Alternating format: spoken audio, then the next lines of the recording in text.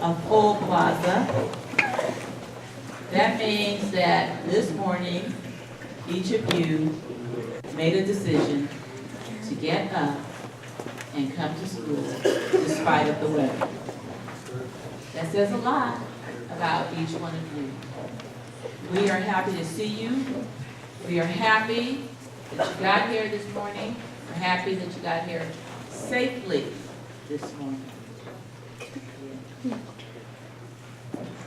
And today we want to share with you a little bit of insight about what's happening in the world. Dr. Zhu spends a lot of time reading and researching. And he stays connected to not just where we are, but where we're going. And so that's important, not just for him, it's important for all of us. Because you're not preparing for today, you're preparing for the future.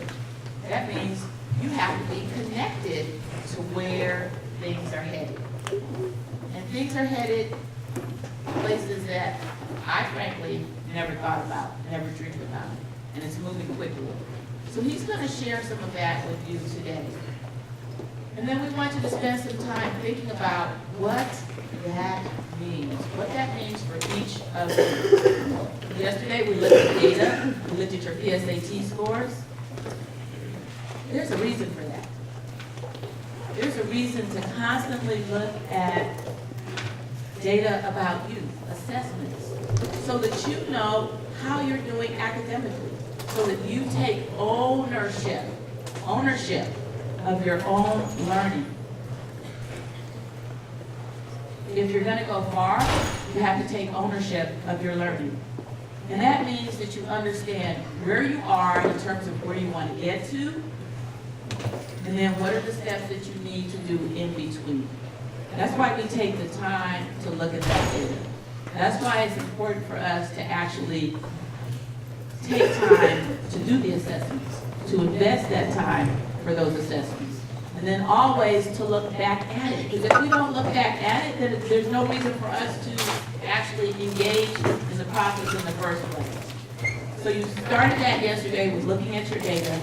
You need to spend a little more time looking at what are your strengths, what are your challenges, and then using those tools you have. You have Khan Academy, use those tools.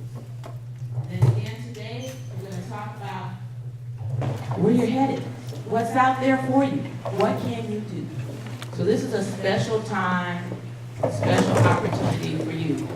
And we're indebted to Dr. Zhu for spending his vacation. Like I said, he loves doing this research. So thank you for doing that.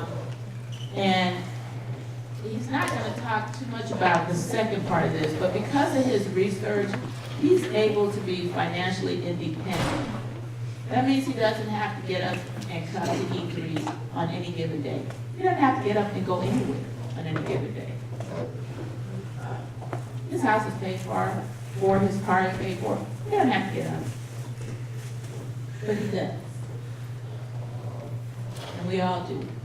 And not just you showed up today, but all your LFs. Coach Joe was sick yesterday. Ms. Shabazz went home sick yesterday. And guess what? They came back again today. So we care about you. We want you to be successful. So take this time to really listen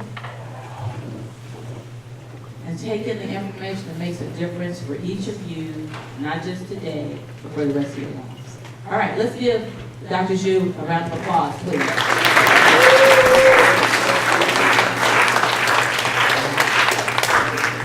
Thank you, Dr. Ward. I still love to come to work, just to let you know, okay? Good morning and Happy New Year. We're the 9 days into the new year. So at this time for me, it's always like to look back at what happened in 2017, in this year, 2018. So today I'm going to share with you a few topics on board. So I'm going to talk about a few innovations that caught my eye that I think I would like to share with you that happened in 2017. Also, what's going to happen in technological advancement this year. Last year, the biggest news, of course, is digital currency, or you can call it virtual currency or cryptocurrency, so forth. And it will continue to dominate in the news. So we need to understand what it is. After getting all this information, then we have to think for ourselves. What does that mean for me to be living in 2018 in the United States, in the world? The first part, I pick a few innovations that happened last year.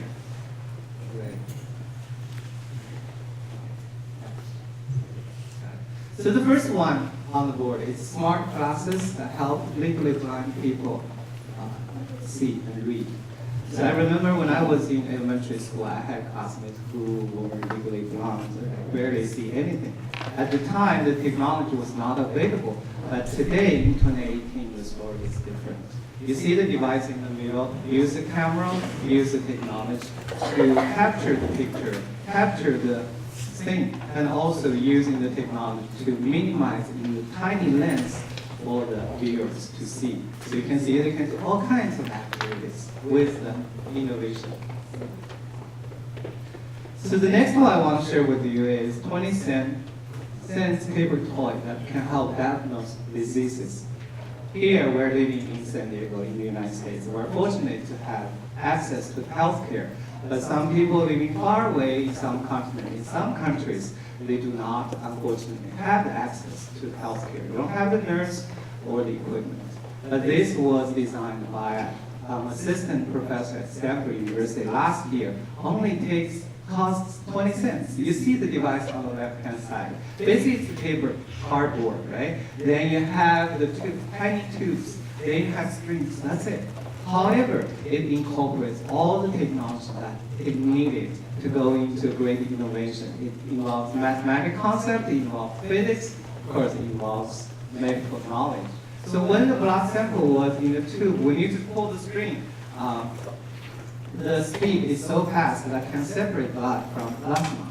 So that's why last year it's already widely used in some African countries, can easily diagnose malaria or HIV in seconds. Amazing. Next one, please. The number 3 I want to share with you is we all have different times of feelings. Sometimes I felt down this morning, last night, and so forth. Right? So this is the app that caught my attention last year. It's called Wordbot. So basically, it's an app running on the smartphone. So you can ask the phone about any questions.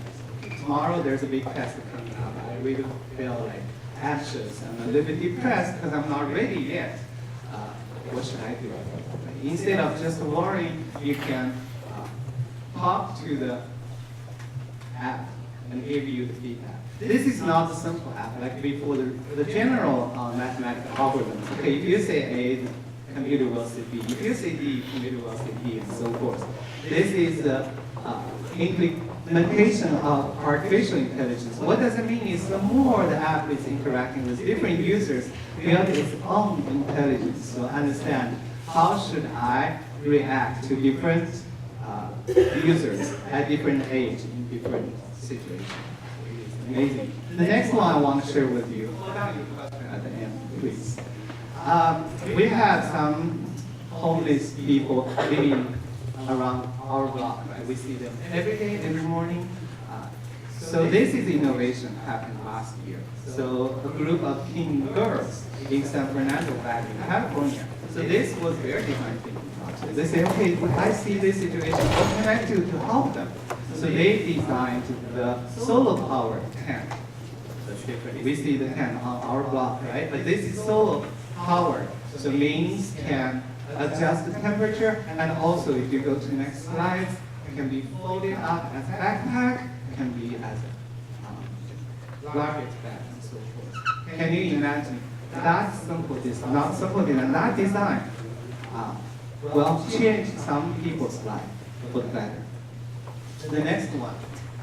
For a long time, as far as I remember, cancer is an untreatable disease. But last year, in 2017, we had a breakthrough in blood cancer treatment. So it's used the latest gene technology to redesign the gene to combat with the cancer cell. As of now in the world, there's two different approaches of the treatment for cancer. One is a gene treatment. Another one is to create the environment to support, kind of like the holistic approach, but this is one of them. So this is the first time blood cancer can be treated. Although as of now it's extremely expensive. It's almost cost $500,000, but it worked. Only with one treatment, so it will last. And the study shows. Next one. Last year we did a lot of work to support some of our scholars, including our about humanitarian cause. So unfortunately, we had some so-called immigrants, right? Undocumented immigrants. To me, it's all people here. But there was raids going on last year with the new changing of the administration. But this app was specifically designed in that kind of emergency situation. If police show up at my door, I'm going to be taken away. Who can I contact if I don't have an attorney? So using this app, in 10 seconds, I can send my information to my loved ones, to my friends next door, next building, across the town, in this country, in Mexico, in China. The next one, last but not least, is kind of a little bit light for fun. There was a design about expandable clothes. So not everyone had access to all the clothes, because especially they grow fast. I was thinking, until I came across this information. So this expandable clothes can be fit for as young as an infant child to up to teenage your age. Maybe I can be fitting not only good material but also very fashionable. But you can see different thinking can take people to different places. So these are the few things I noticed. I have last year. Of course, this is just a few examples. There's more out there. These are the ones I would like to share with you today. Now back to this year. What's happening in 2018? Very important, right? The first one is last year. I remember this time. I kind of talked about self-driven car, driverless car, and so forth. And this year, it's the time we might actually see them running on the streets. In some cities, not necessarily in San Diego, but they will roll it out. 2 months ago, they already finished the experiment in China regarding the self-driven bus. A lot of people in China, so they use this technology on the bus to help the mass transportation. Number 2 is brain-controlled machine may explode. This is really something new. What does that mean? We used to go to the hospital, right? They could put something on your brain to start. They can actually see your neural firing in your brain. Very expensive equipment. And now, with the advancing of technology, they use this technology in our daily life. What does that mean is, with the certain equipment, they can read your mind, so to speak, because they can test your neural firing activity in your brain. So if you have helmet, like driving your car, before the accident happens, actually the technology can detect it and can help you. And the link here, if we can click, basically it's using the example of Nissan. We know Nissan is making cars, right? So that's their next phase of technology in improvement in their cars. So you can see.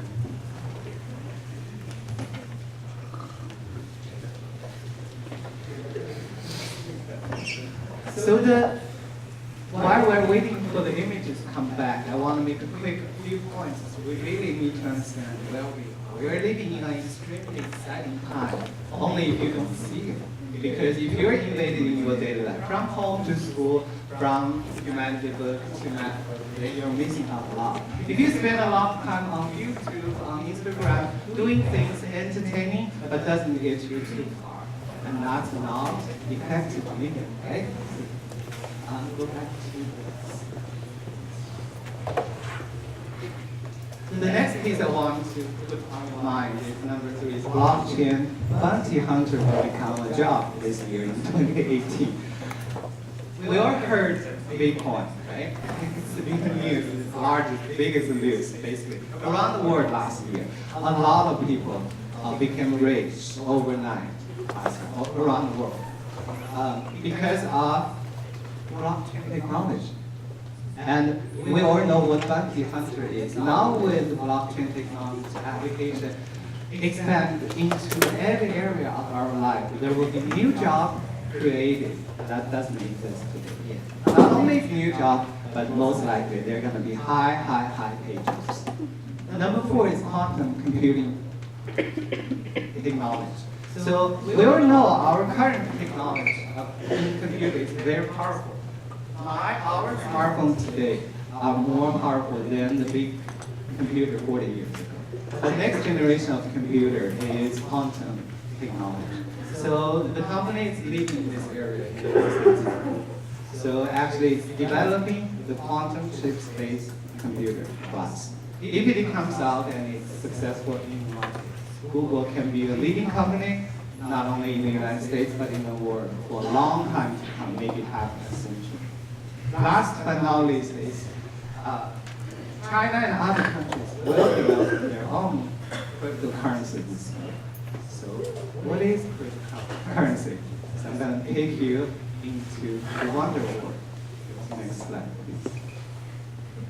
So cryptocurrency is not something that was designed almost 10 years ago. It really didn't take off until last year, 2017.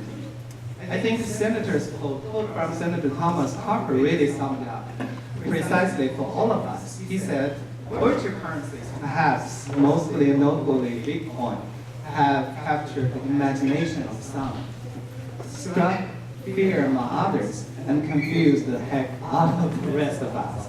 So the truth is, even we do a survey today for the general population, still a very small percentage of the population really understand what cryptocurrency is, right? So if you click the first link, as of now, this moment, there are 1378 cryptocurrencies actively traded around the world. Here's the list. It's a long. If we scroll down, 1378. What's the number 1? Can you see it? It's Bitcoin. It's the original one. It is the number 1. And then you can see number 2, number 3. They change depending on their cap size. So what does this really mean, crypto? If you really don't understand what it means, but if I tell you the change of price or appreciation of the value, you will be shocked. Never before in the history, not only in the United States, but everywhere, people can get rich. Nowadays, on Facebook, some people say, okay, I got my Bitcoin, 50 cents each, back then, 10 years ago. You know how much it costs now? Today, 15,000, around there, 15,000. 50 cents, 15,000. If you invest like $100, you can retire already. Right? So that's my point. But that's like 10 years before. But now, last year, 2017, if you look at the number 2, Ethereum, at the end of 2016, the price was $10. As of today, it's $1,200 in a year. Then also, if you look at some lower value ones, when the image comes back, in the last 7 days, its price appreciated like 1,000. Because it's less than a penny. Once it becomes a penny, it's expensive. But the problem is, how does it even work? Not only you and me, but a lot of economics, including Senator, they work on it. What is cryptocurrency? So I'm going to explain to you in simple language. And I have a infographic. I think some of you still will be confused. Traditionally, a government has to issue money. Either American government, Chinese government, Mexican government, and so forth, right? Called central bank. So that's how all the monies were printed out. If I need to use money for a service, like yesterday I went to the that's $40, right? So it's out of my pocket to give to my parents, status. So the $40 can be only used, only belong to one entity at one time. You know what I'm saying? Either in my account or in your account or somewhere, right?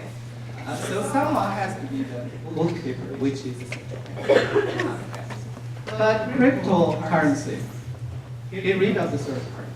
So if you have an address on the internet, it's called a digital wallet, which is long digits.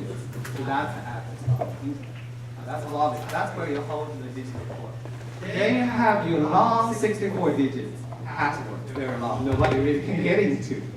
Then you use that password to get into your digital wallet to access the wallet. money. This one, virtual money. If I want to pay my hair stylist $40 worth of Bitcoin, if I have it, I could. Does it involve the third party? Nobody even knows. So the innovation is really separate the state and the money. It's a little bit scary, but with the venture capital and with how the world works, it's a blockchain. So the central part is math. Okay, they call it mining. There's limited coins for any type. I'm going to use Bitcoin as an example. There are 21 million coins in the world. By the definition of math, you can't get more. It's more about that. Then traditionally we had miners. Miner was doing it. They dig into the ground, right, to try to find the gold, find the jewel, the gold. But now what they do, they're digging not to the ground. They are doing the math.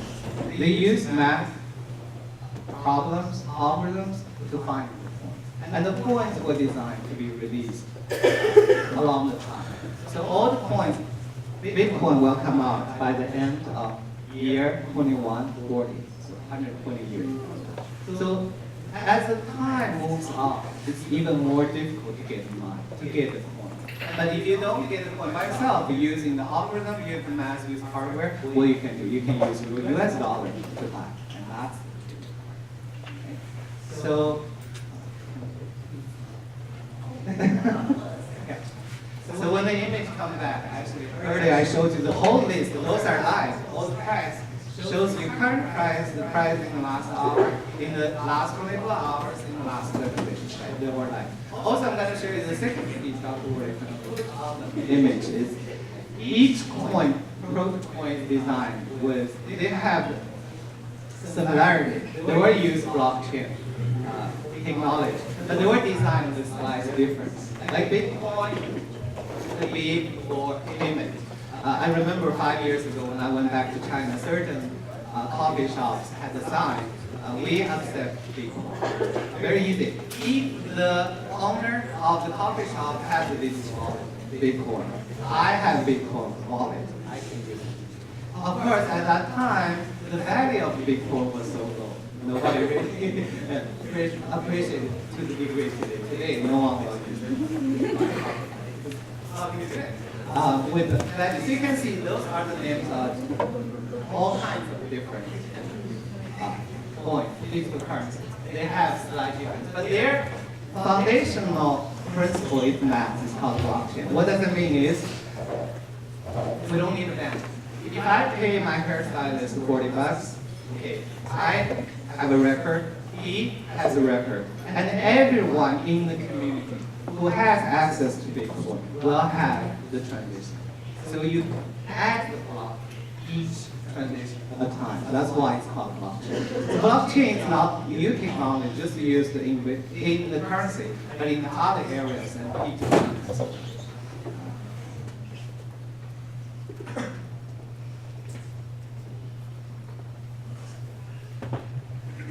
So this is a infographic, the simplest one I can find.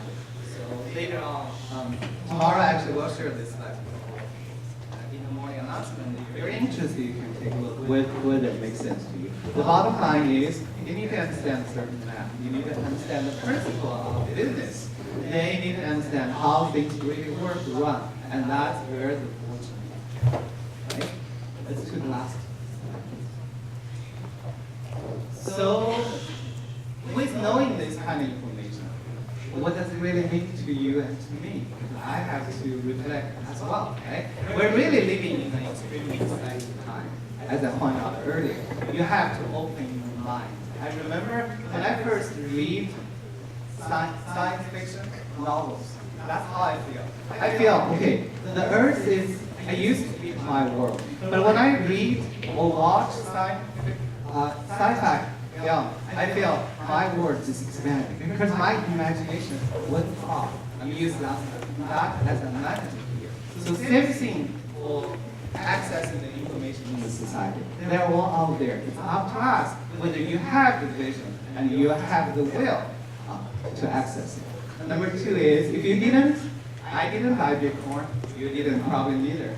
Life moves on, no regrets. We didn't become rich overnight. However, life is not about regret. If anything, if one thing I learned from this linear, they call it Bitcoin linear, is really life is, there's no looking back in life. Life is not about, oh, I wish I bought. I wish I teach this concept this way. I wish I worked in a different school. Life is not about that. Life is about, I know what I know now.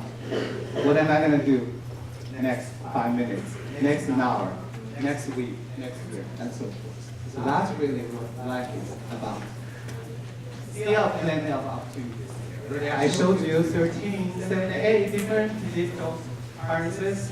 I bet this year some of them will fly, some of them will fade away, and some new ones will come. The technology really doesn't automatically make us a great learner. Technology brings the access to the resource. We have to use technology, like our laptops, our internet, to go through the learning process. So it's not about what other people say on the internet. It's I know what he or she said. Now how I see the things in my life, and that's the learning process. So after all this, oftentimes coming down to the largest question, what is really the purpose of life? It could be possibly for a child as young as 5 years old, or my age, what is the purpose of life? To me, today, at this moment, life is really about using your natural talent and putting in the hard work to live a life you vision for yourself. And hopefully at the same time, help the people around yourself and the community. I'm more than happy to share my personal reflection with you this morning. And once again, Happy New Year.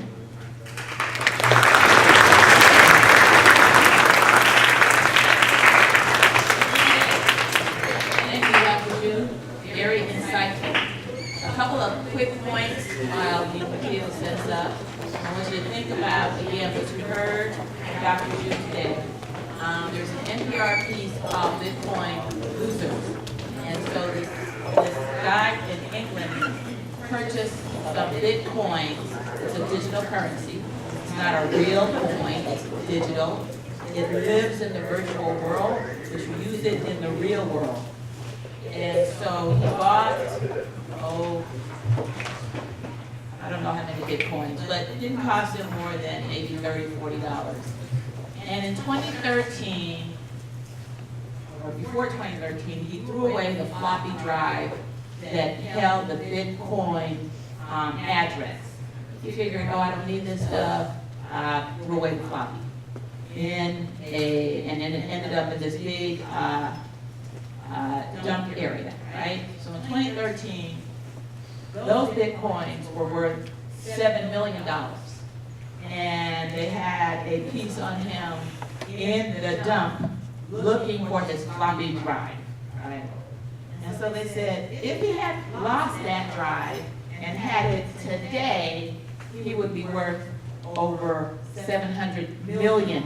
Okay, so that's why Dr. Ju said, you can't have regrets. And my daughter said, oh my God, I mean, I would just be hurting every day.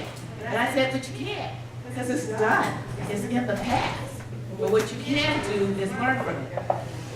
4 years ago, I was in the kitchen with my husband, and he says to me, there's this thing called Bitcoin. And then I said, well, tell me a little bit about it.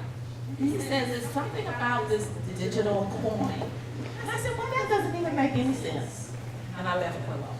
And so the moral of the second story is, don't think about what makes sense today. Think about what makes sense moving forward.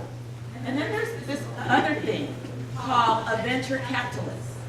And so if something sounds like it might make a difference in the future, but you really don't understand it, and you can invest in it just a little bit, do.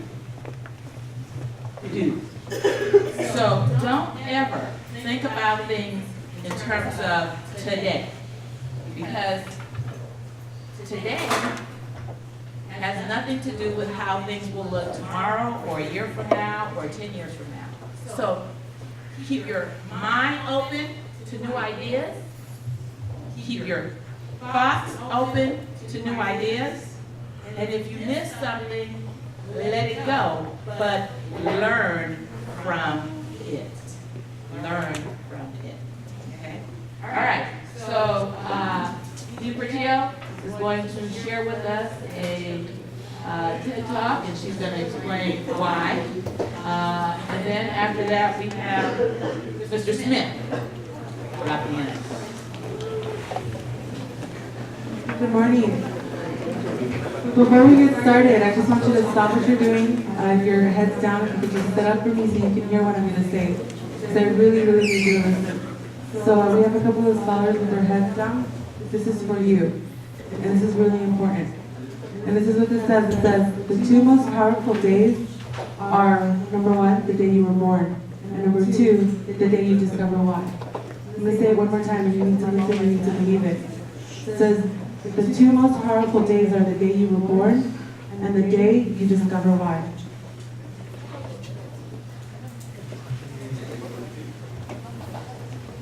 If your life were a book and you were the author, how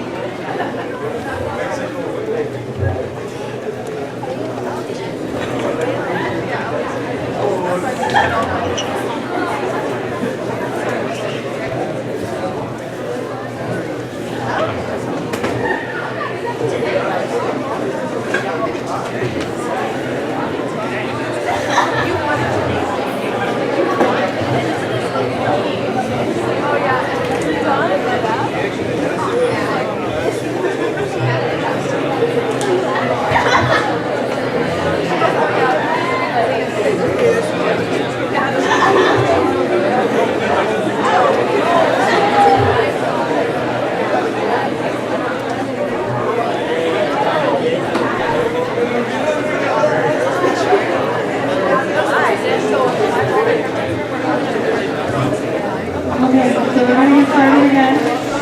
And I'm going to ask you to quiet down, please. Thank you. We're going to wait again. Thank you.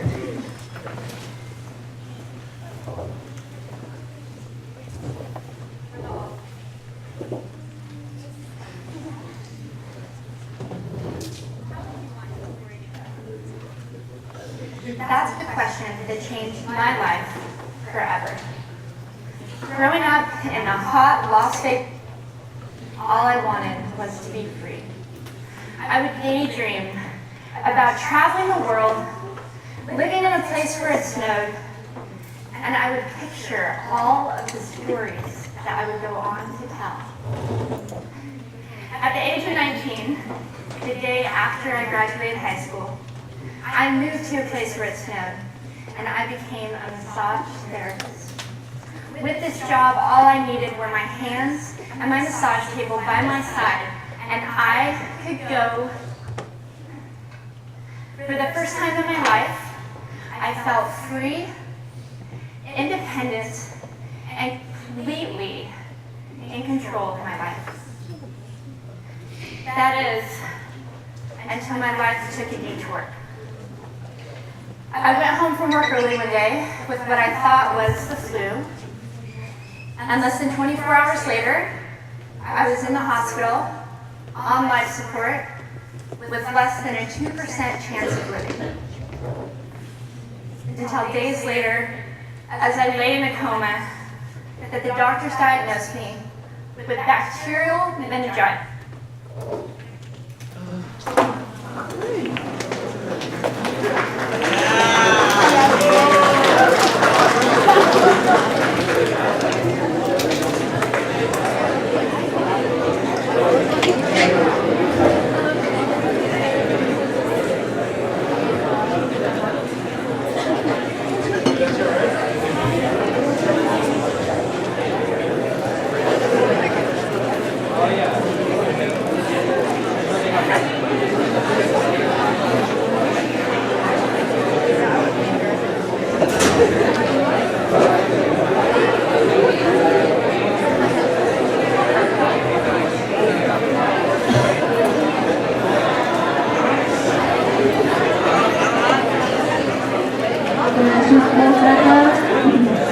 as always, technology isn't working, so just don't elevate your voice too loud. Give us a minute.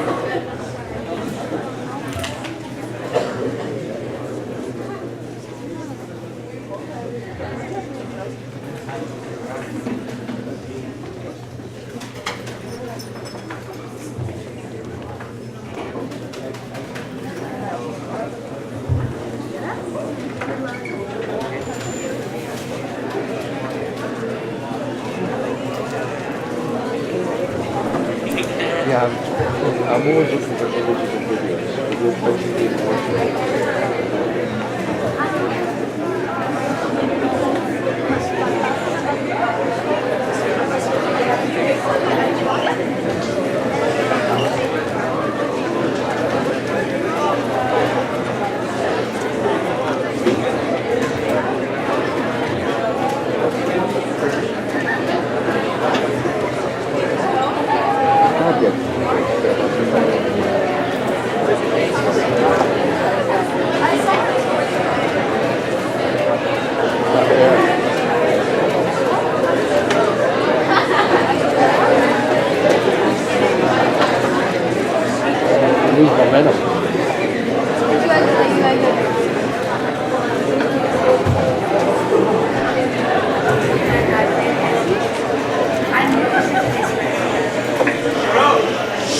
Okay, we're back up. So quiet, please. Job, all I needed were my hands and my massage table by my side, and I could go Quiet down, please. anywhere. Thank you.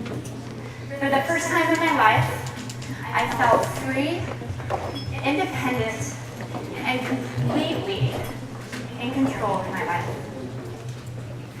That is, until my life took a detour. I went home from work early one day with what I thought was the flu, and less than 24 hours later, I was in the hospital on life support with less than a 2% chance of living. It wasn't until days later, as I lay in a coma, that the doctors diagnosed me with bacterial meningitis, a vaccine-preventable blood infection. Over the course of 2.5 months, I lost my spleen, my kidneys, the hearing in my left ear, and both of my legs below the knee. When my parents wheeled me out of the hospital, I felt like I had been pieced back together like a patchwork doll. I thought the worst was over until weeks later when I saw my new legs for the first time. The calves were bulky blocks of metal with pipes bolted together for the ankles, and a yellow rubber foot with a raised rubber line from the toe to the ankle to look like a vein. I didn't know what to expect, but I wasn't expecting that. With my mom by my side and tears streaming down our faces, I strapped on these chunky legs and I stood up. They were so painful and so confining that all I could think was, how am I ever going to travel the world in these things? How was I ever going to live the life full of adventure and stories as I always wanted? And how was I going to snowboard again? That day, I went home, I crawled into bed, and this is what my life looked like for the next few months. Me passed out, escaping from a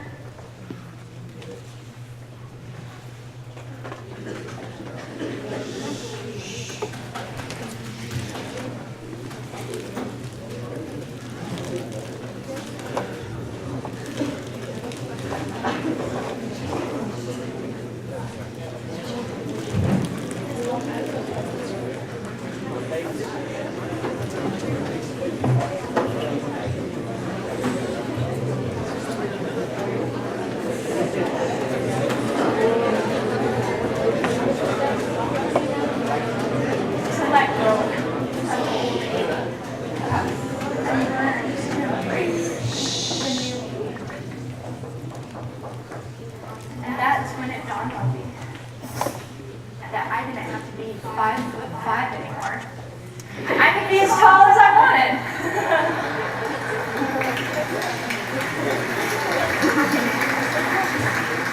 Or as short as I wanted, depending on who I was dating.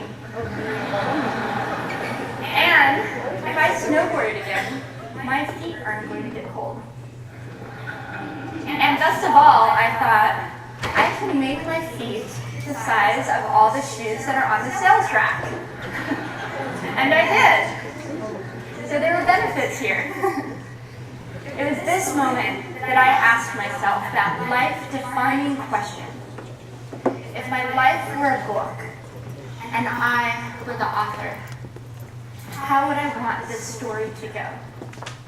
And I began to daydream. I daydreamed like I did as a little girl.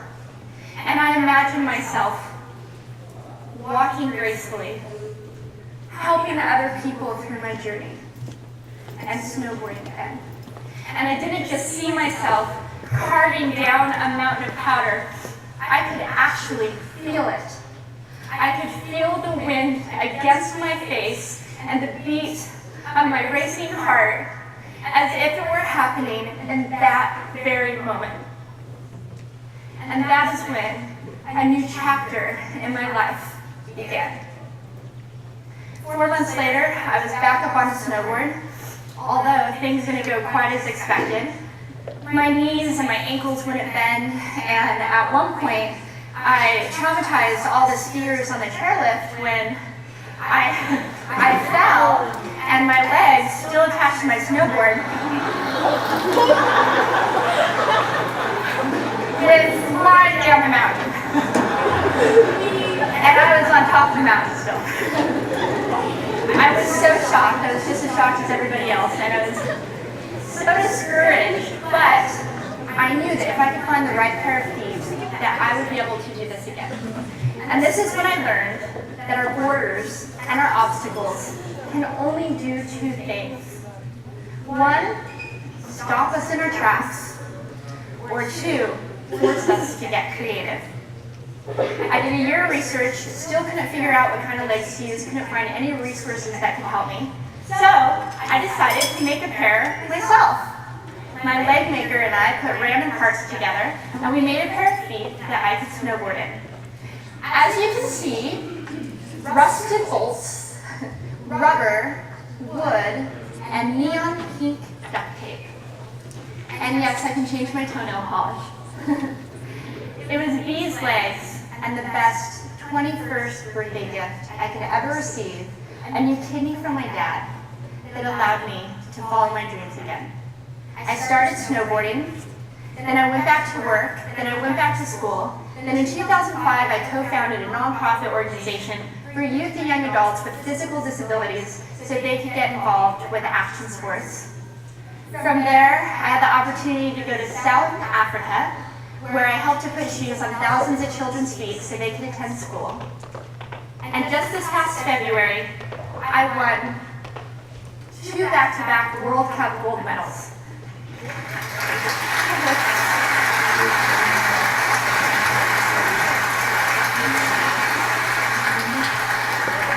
Which made me the highest ranked adaptive female snowboarder in the world. 11 years ago, when I lost my legs, I had no idea what to expect. But if you asked me today if I would ever want to change my situation, I would have to say no. Because my legs haven't disabled me. If anything, they've enabled me. They've forced me to rely on my imagination and to believe in the possibilities. And that's why I believe that our imaginations can be used as tools for breaking through borders. Because in our minds, we can do anything, and we can be anything. It's believing in those dreams and facing our fears head on that allows us to live our lives beyond our limits. And although today is about innovation without borders, I have to say that in my life, innovation has only been possible because of my borders. I've learned that borders are where the actual ends, but also where the imagination and the story begins. So the thought that I would like to challenge you with today is that maybe instead of looking at our challenges and our limitations as something negative or bad, we can begin to look at them as blessings. Magnificent gifts that can be used to ignite our imaginations and help us go further than we ever knew we could go. It's not about breaking down borders. It's about pushing off of them and seeing what amazing places they might bring us. Thank you. Okay, so I just want to say that this morning, I'll wait for you all. Thank you. So this morning, as I was headed over to school and I got into my car and I drove some traffic with the rain and I came up the elevator and I was sitting here in my office, was thinking about what to tell you all. And I started realizing that every time you come in through that door, many of you see me where I sit, some of you evade me, avoid me, because of obviously the professional attire. And I sit there thinking about what each and every one of you has to go through to get through those doors. For me, at this moment, life is pretty easy. But I realize that a lot of you have to go through traffic, have to go through different buses, have to go through trolleys. Sometimes so many situations at home that we don't know or aren't aware of. But I do want you to hear me loud and clear. If I could stare at each one of you individually, person to person, I would tell you the exact same thing. With some of you I've interacted already and I try to tell you this. You have a purpose and you have a reason why you're here. You may not know what your purpose is yet, or you may think you know what your purpose is, but let me tell you something, you're just starting. And your purpose here at E3 is only going to be a part of your story. And the reason why we are here and the reason why you have this amazing support group of LFs and administration here is because we believe in you. We believe in what you can accomplish. It's not about what is happening at home or what happened, it's about what you want to happen. She didn't let her limitations stop her, and you can't let your limitations stop you either. So we're here today to remind you that you have a purpose. And the P is because you need to make it personal. You are unique. You are unique. Your purpose is unique to you. I can't fulfill that purpose. You can't fulfill my purpose. Each one of us has a different purpose. We have a season and a time. Right now my season is here. Right now my time is to be at that front table calling and saying good morning. Some of you say good morning, some of you don't. But I will stay there and I will continue to say good morning and I will continue to believe in you because that is my purpose and my time today. What is yours? I challenge you to look in and think about how am I going to move forward? What can I do? Remember, the two most important days, the day you were born and the day you discover your purpose.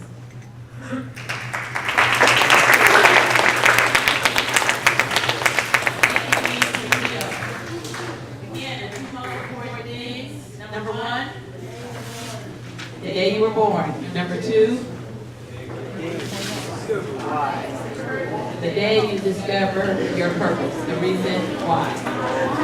All right, now we're going to hear from, let's all stand up first of all, get a little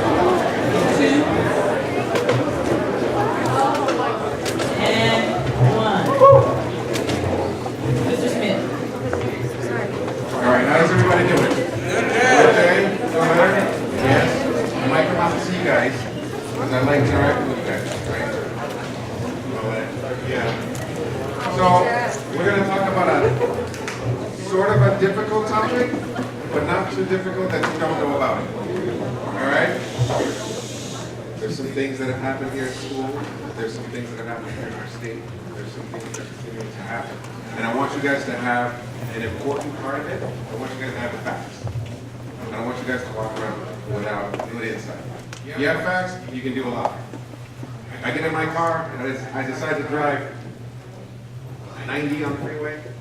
Am I gonna get a ticket? Probably, if I get caught, right? Yeah. Poor decision, poor decision. And so that comes down to what we have today. Can someone read the topic we're gonna discuss? The cannabis case, yes. Oh wow. Oh wow. It's a tough one. We want you guys to know. All right, hold on.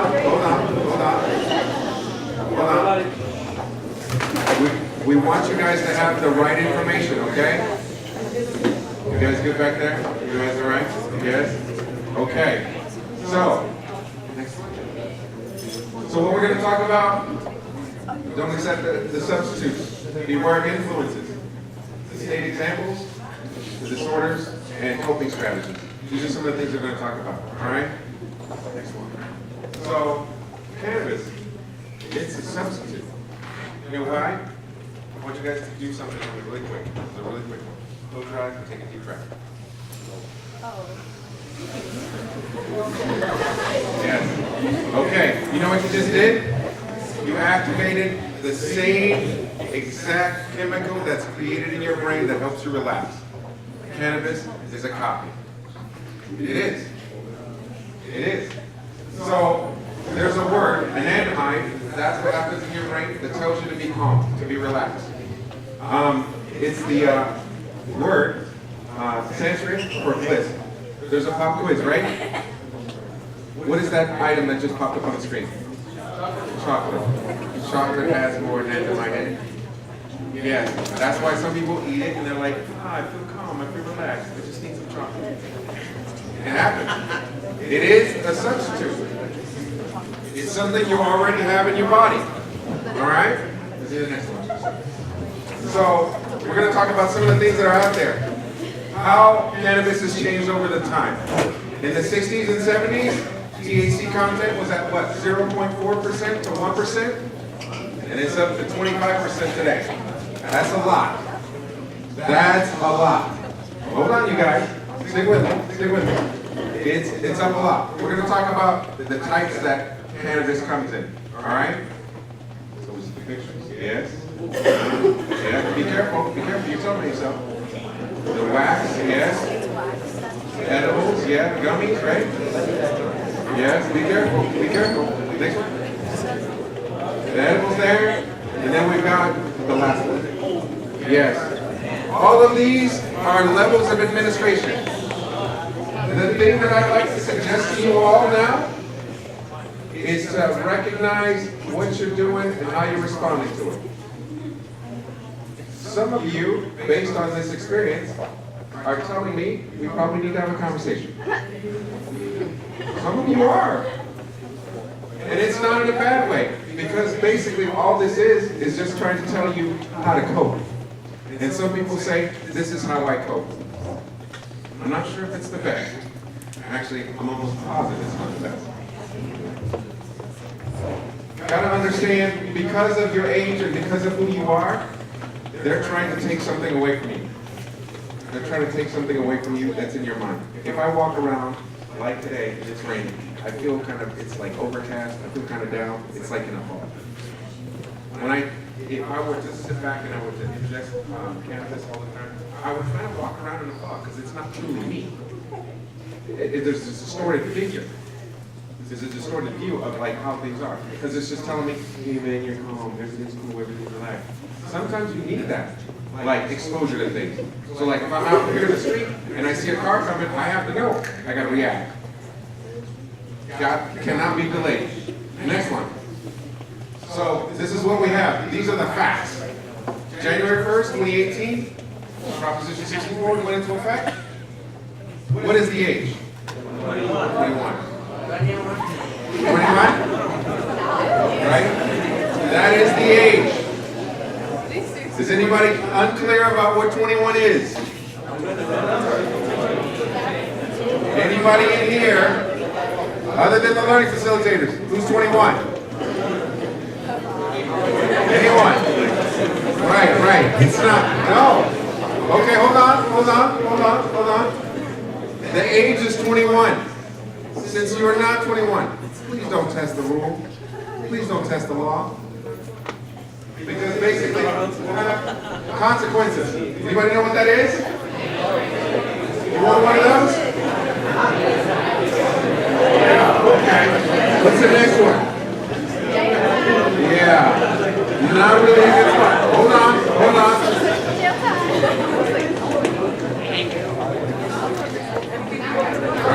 All right, hold on. We're gonna get through this pretty quickly, but I want you guys to get the facts. The experiences that I had before coming to the school, some of you may know, I worked with the probation department for like 6 years. Those situations were not fun. Because I know when the kids would go in, they would take all of their clothes and they would give them somebody else's clothes. Yes. They would give them the ankle bracelets, which would be like, some people don't like control, they don't like being told what to do. That ankle bracelet monitors you and it tells wherever you are. Yes. Sometimes people think that it's cute and it's fun, but after a while, I know I would get so tired of it. Because it changes the times in which you can go out and be with friends. You can't hang out with certain people. You can't go to certain places. And that room that's right there, that is not a good look. That is not fun. I would hate to go. But I understand based on the choices that we make, or the kids would make, they would have to go there. What's the age? 21. It's still going to be 21. Okay, next one. These are some of the things that other states have already done in order to say, like, hey, we're going to be okay. In the state of Colorado, they had recreational use before any other state did. 2012 is when they started. You see how it bumped up a little bit? And then in 14, it went up higher. They started in 2006. So 10 years later, the number of fatalities involving marijuana doubled, tripled, 6 to 20. Is that okay? It's not, but it's about making choices. It's about making choices. And this was only for individuals that were 21 and older. Okay? I want you guys to be safe. I want you guys to make the best choices. I want you guys to understand how much of it is going to affect you. This is a state that's already had it. They've already tried it. And this is what they've experienced. We just started it. So now we have to be a bit more aware. Next one. Some of the things that happen, the cannabis intoxication. What's going to happen? I'm going to get impaired motor skills. I'm going to have impaired motor coordination. I'm going to have raised levels of anxiety. I'm going to have impaired judgment, social withdrawal. I thought I was taking the marijuana so I don't have to be so, like, not shy. Anxiety level, paranoia. It happens, but it's okay because when you guys are talking about this, it's letting me know something. It's letting me know about some of the exposure that you guys have had to it. So some of the people, you have to be careful. Next one. So then we're talking about some of the effects. You get red eyes, yes, increased appetite, dry mouth, rapid heart rate. Some people may think that that's funny. I know the anxiety that if I were to take it, what I would experience is not a good one. Because I don't like to be paranoid about what people think about me and I'm like struggling to like be social. Next one. Larger amounts over longer periods of time than was intended. You gotta take more. Unsuccessful efforts to cut down. Yeah, okay, I said I was gonna stop. I want to tell you, kids that I work with at the juvenile justice system, they would tell me every week they're gonna stop. They started at juvenile justice system at 13. At 17, they're like, yeah, I think I need to pass a drug test and I want to be clean. And they just can't stop. Your brain is wired a certain way in order to go to a pleasure reward system in your head, and it tells you this is good. If you're using these like crutches and you don't need them, your brain's going to tell you, keep doing it. That's why they want you to wait. Wait till you get 25. Wait till your brain's fully developed, right? Isn't that the way girls are? Their brains develop sooner than boys? 23, and then boys 25. We have to wait a little longer, a little more impulsive, the things that we do. So the things that are going to happen, the cravings are going to get stronger, recurring cannabis failure, major roles and obligations. I said I was going to do my homework, and I didn't do it. I went over the holiday break, I didn't do what I was supposed to. Things happen. Next one. All right. So continued cannabis use despite having consistent and recurring social and interpersonal problems. Things are going to happen. And this is facts. When you come in, you talk to someone about what's going on, these are the things and symptoms that they notice. They don't make these things up. These are the things that are happening with our bodies. Recurrent cannabis use in situations in which there's physically hazardous. You just take more risks. Some people say, I'm going to go skate, I'm going to ride my bike, I'm going to jump off this bridge and blah, blah, blah. All this crazy stuff. You have to be careful. You're the only you got. All right. The next one. Tolerance. It's talking about how much more you need. Your tolerance levels are raised. Withdrawal is definitely going to be a factor. People withdraw from it and they're going to have experiences where it's going to affect their bodies. Next one. So, as far as the withdrawal symptoms, you're going to feel irritability. You're going to have anxiety. Another aspect of cannabis use, wait a minute, I was taking it so I wouldn't feel as anxious. Now, getting off it, now I'm feeling even more irritable, and I'm having raised levels of anxiety. It's going to affect your body. I have no idea how many of you in here think that you are above what your body chemistry is designed to be. It's like, well, my body, that won't affect me. Your body is made just like everybody else's body in here. Certain levels of water, blood, bone, everything. It's no different. The next one. Your more withdrawal symptoms. Sleep difficulty. I know a lot of times when my alarm clock goes off at 5 in the morning, I'm like, I don't want to get up. And now I got difficulty because I'm trying to go to sleep and it's not the right time to go to sleep. Decreased appetite. This is when you're going through withdrawal. Restlessness. Depressed mood. At least one of the following. I could get shakiness, tremor, sweating, fever chills, and headache. Because it's something that's affecting your brain. It goes past the blood-brain barrier and it goes into your brain, and those are the things that are going to happen. If your brain's saying, hey, something's going on that we don't have anymore. Next one. So these are some of the other disorders that are associated with cannabis use. Disturbance of attention, memory deficits. So it's cannabis intoxication delirium. Those are the things that are going to happen. And I'm not saying it will happen to you, but potentially it will. You're taking the risk. Next one. Cannabis-induced psychotic disorder, delusions, hallucinations. I talked to one kid, he said he thought he saw Daffy Duck and he wasn't even on it for a while. And I was like, dude, are you okay? But these things are things that your brain is trying to go back to. It's something that happens to you. You have to be careful. Your brain is not fully developed yet. What's the age? 21. Next one. So other cannabis-induced sleep disorders. The disturbance of sleep. Because your body's trying to regulate. Your body goes to sleep to repair itself.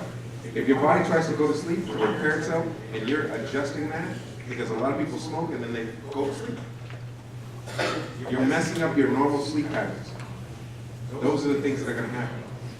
Take care of yourself. Okay, next one. Cannabis-induced anxiety disorders. These are, again, more the things. I've taken it in order to be okay. And now I've got anxiety. And now I need to really try to find a better way to take care of myself. These are some of the coping strategies. You guys have options. You guys have ways to take care of yourself. When I hear you guys doing things, when I hear the band playing downstairs, I'm so excited. I run in there every time.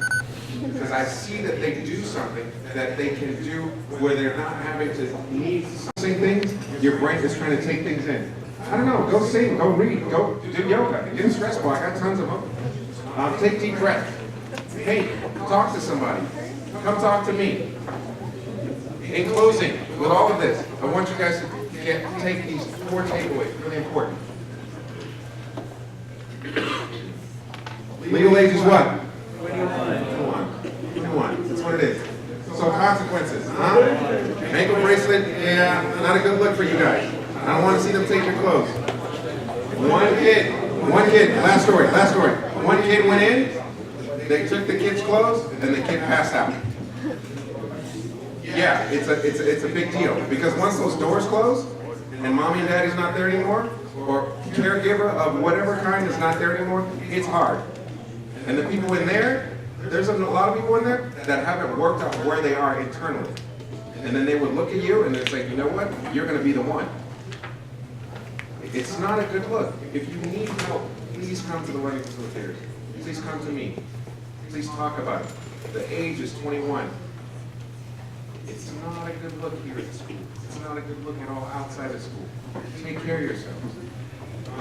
Thinking about that support, find out what your good coping skills are. Taking a breath. I do it every morning when I get up and I meditate and I try and think about how can I have an impact to everyone that I come in contact with. And when I see you guys, I want to talk to you. I want to see you face to face because you guys are important.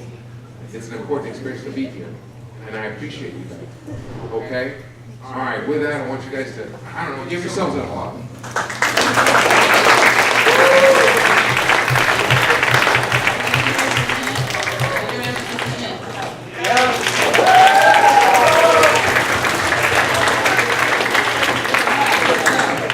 Today, we had some really good information, I believe. First of all, starting with Dr. Shu, where we are and where we're headed, in Portillo with purpose, and lastly, some things that we don't really want to be a part of. I know they say the legal age is 21. Really, it should not be something that you do in life. It's what we call a gateway drug. And you heard Mr. Smith say that your tolerance level goes up, so you want more. And that's when you become a pothead, and then you want something else. So I'm gonna say, don't ever smoke marijuana or any other, I'm not just gonna say smoke, but take any other type of drugs. Just don't do it. Don't do it. Don't do it. He gave you some other things that you can do in life. Eat a lot of chocolate. Get good rest. Make sure you're involved with exercises. That's right, Sean. So you're going to do exercise. Right? We're going to do a lot of other things that are healthy for you. Physically and mentally, emotionally. Need your attention. I need your attention. Again, you're young. You have bright futures ahead of you, each and every one of you. But it's up to you. You determine how that future plays out. You write the script and you play it out. All right. I'm going to dismiss by LF. We're going to